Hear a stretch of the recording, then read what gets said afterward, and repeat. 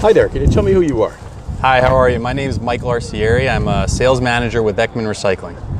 Michael, you just gave a presentation to the Association of New Jersey Recyclers here in Burlington County, New Jersey. It's the second time you've been before this group in a number of months. The first one was before the Chinese closed down a lot of the recycling they were taking in from America and around the world, quite frankly.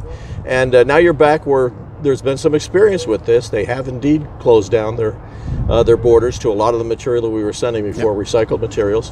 And while it's the situation is bad, it's not absolutely dire. You told these folks a couple things here today that you gave them some hope. Why don't you start with something positive like that? What is still being accepted? Yeah, so the good news is that we haven't seen an outright stop in the recycling that takes place around the country and around the world. There have been other markets in the world, primarily in Southeast Asia, that have been able to pick up the slack so far for what China was buying. That was the biggest concern, of course, when this all happened, was not knowing what if these countries could continue to buy at the pace that China was. And we still don't, I think, know that question over the long term just yet. But so far, it's been handled, and it's been a little bit rocky, but for the most part, materials have continued to move. So that's been an encouraging sign, at least. For the layman, what do we talk about when we use the word materials? Sure. So in the case of what we're referring to today, we're primarily talking about recyclable grades of paper, primarily being cardboard, mixed paper grades, newspaper grades, high grades, office paper, coated bookstock, white ledger, things like that. And there was some concern that the door would pretty much be slammed to all paper, but some, as you're saying, some types are getting through it. Yeah, so what we're seeing is that China is continuing to buy, but where they are buying is primarily very high quality types of paper, and the high quality types of paper that we have here in the US primarily comes in the door clean. So you have industrial grade cardboard that's being sold into China as a double sorted type material. You have pre-consumer news, which we often refer to as number 9 news in the business, that's making its way to China. Some it's office newspaper. Newspapers, correct. Some office paper grades are continuing to go to China, plus other pulp substitutes.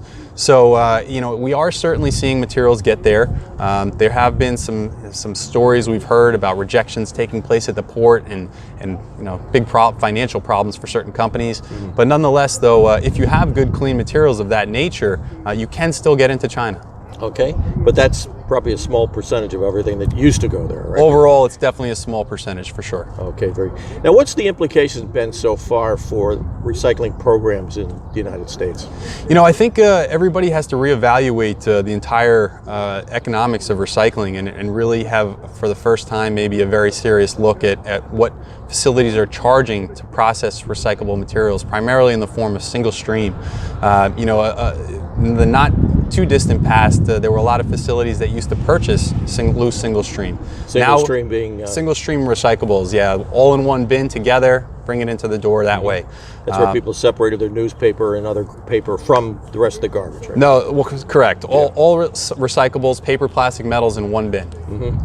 Now we've seen a lot of recycling plants, most recycling plants, if not all recycling plants, charge for those materials to be brought into their facilities. And the reason for that is twofold. One, their costs have gone up, and two, the value for the materials that they're selling are significantly lower than where they were in the past. Okay, so this is a story that we haven't seen the final chapter to yet. Right? No, there's a lot to learn, a lot to stay in tune for. There's something that's changing on a monthly basis. So it's very difficult at this point in time to plan for the future. All we can do is adapt to what information we get on a monthly basis and work with the recycling facilities, with the municipalities to help guide them to figure out the best way to produce sellable products. And Michael, give us a little pitch on your company again. What's the company name? Yeah, so Eckman Recycling is a Swedish-based company. We have a global presence, 275 employees around the world, handle in excess of 1.5 million tons per year of recyclable materials, paper, plastic, some metals, and also some residue. And it's just been a huge growth phase for us, actually, since this whole China thing took place, because we're a highly diversified company. So we really haven't skipped a beat. If anything, we've actually grown over this whole debacle, which has been a pretty impressive thing. So we're looking forward to future growth. Good news for somebody in all of this. Yeah, it's been okay. It's been okay, but we continue to fight every day to help our business partners that we work with to produce better products so that they have an easier time moving them and can, of course, get better value. So it's an ongoing fight that we live for every week. And where can we find you on the internet? So you can find us at eckmangroup.com. How do you spell that, Eckman? EKMAN Group.com, and all information that you would need to reach out to us is there. So Thank look you forward very to hearing much, from Michael. you. Thanks Thank for your you. time. Appreciate it.